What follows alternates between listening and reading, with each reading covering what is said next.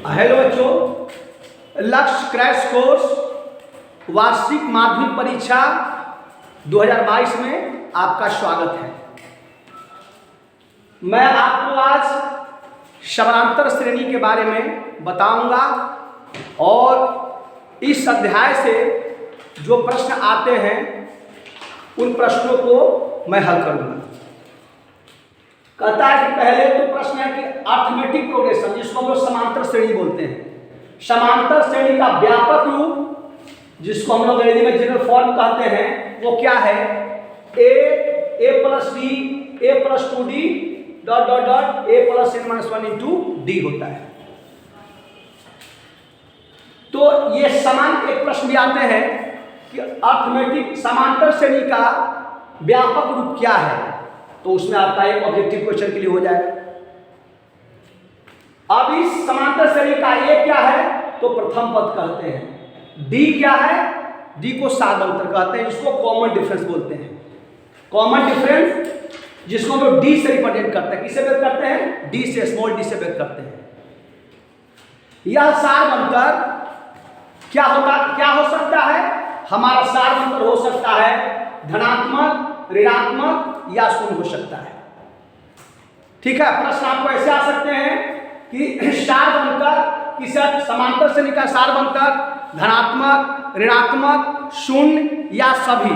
प्रश्न क्या होगा? सभी होंगे, चौथा विकल्प होगा ऑब्जेक्टिव में। फिर आगे देखेंगे तीन पद। मान लीजिए यदि का कोई तीन को पद दिया हुआ है ए, बी और सी। अब पता करना है कि यह अर्थमेटिक प्रोग्रेशन है क्या नहीं, समांतर श्रेणी का यह पद है कि नहीं। कैसे जांच करेंगे हम लोग? तो इसके लिए तरीके हैं कि ए बी सी एपी में होंगे, समांतर श्रेणी में होंगे यदि b minus a equal to c minus b equal to साधारणतर। दैट इज जो क्या है? साधारणतर है। यदि साधारणतर है तो वह क्या होगा? समांतर श्रेणी में होंगे वो पद, नहीं तो समांतर श्रेणी में नहीं होंगे। फिर आगे आता है एक प्रश्न, दी हुई एपी के प्रथम चार पद लिखिए। ए और डी है, प्रथम पद ए, दूसरा डी है, तो चार पद कैसे लिखेंगे? तो प्रथम पद क्या हुआ? ए बराबर 10, द्वितीय पद ए प्लस डी, तीसरा पद ए प्लस 2d और चौथा प्लस क्या होगा? A plus 3d। सबका मान पुट करेंगे और क्रमशः आपका क्या होगा? वो चारों पद आ जाएगा और यह अर्थमेटिक प्रोग्रेशन होगा 10, 20, 30, 40 और डॉट डॉट करेंगे, इस बार बढ़ाते जाएंगे अनंत तक होगा। दिए हुए एपी का प्रथम पद और साधारणतर लिखिए। क्या है? 3a minus 1 minus 3 dot dot आगे बढ़ेगा। तो यहां पर प्रथम पद क्या है? तो पहला पद ए, यह क्या होगा? प्रथम पद होगा। और ऑलरेडी दिया है कि यह एपी में है, तो सीधे पहला से दूसरा को घटाएंगे तो 1 माइनस 3 बराबर माइनस दूसरा क्या होगा? साधारणतर डी जिसको बोलते हैं। फिर देखिए प्रश्न है √2, √8, √18, √32 एपी में है, तो इसका साधारणतर आप ज्ञात कर दिए। तो √8 में से √2 कैसे घटेगा? तो √8 का मतलब क्या हुआ? 2√2 और √2 यहां हुआ, तो 2√2 से √2 जाएगा तो क्या होगा? √2। इसी तरह से √18 से क्या घटाएंगे आप? तो क्या होगा? √2 होगा। अब देखिए प्रश्नावली 5.2, यह है आपका आधारित एनवां पद आधारित है। इसमें एक ही फॉर्मूला है और वह फॉर्मूला क्या है? ए या पी ए या इसको एल भी कहते हैं। अंतिम पद क्या होगा? A plus n minus 1 into D.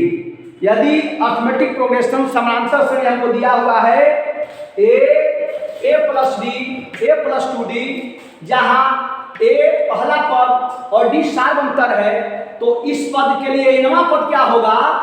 A plus n minus 1 into d. इसी फॉर्मूला पर आपका अभ्यास 5.2 आधारित है।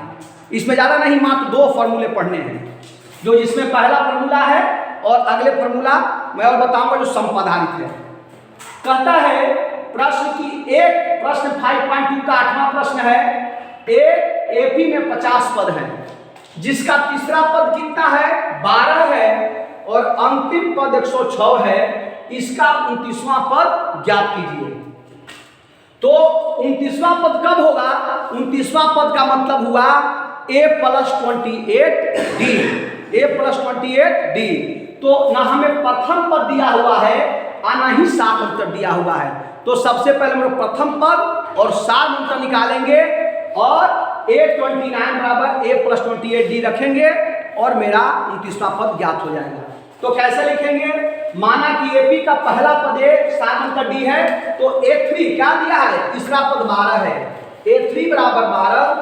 इसका मतलब कि a + 2d बराबर 12, इसको समीकरण 1 मानेंगे। और a50 क्या है? 50वां पद, अंतिम पद। अंतिम पद मतलब क्या? 50वां पद कितना है? 106 है। तो a50 का मतलब कितना है? 106। और a50 का मतलब क्या है? जितना पद है उससे एक कम डी लेते हैं, तो a + 49d। यहाँ तीसरा पद था तो a + 2d लिए, यहाँ 50वां पद है तो a + 49d लिए, यह 106 है। यह समीकरण 1 और यह समीकरण 2 हो गया।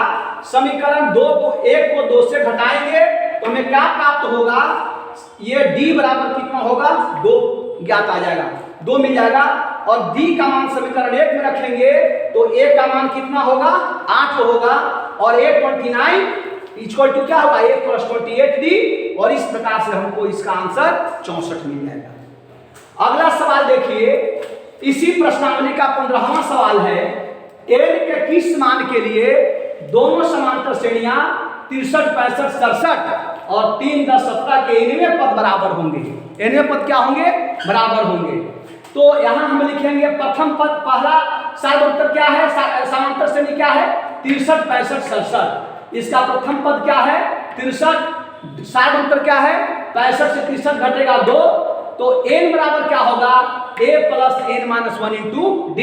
हमको nवां पद n ज्ञात करना है, तो 63 इसको हल करेंगे, 61 + 2n प्राप्त होगा। द्वितीय पद के लिए n क्या होगा? a + n - 1 × d। इसका मान रखेंगे तो 7n - क्या होगा? 4 होगा। प्रश्न से क्या कहता है? प्रश्न कहता है कि दोनों का मान बराबर होंगे, तो क्या होगा? तो 61 + 2n बराबर 7n - 4। हम लाइट टर्म को एक तरफ लाएंगे तो 5n बराबर 65, n बराबर कितना होगा? 13। तो 13वां पद जो होगा दोनों समान होगा।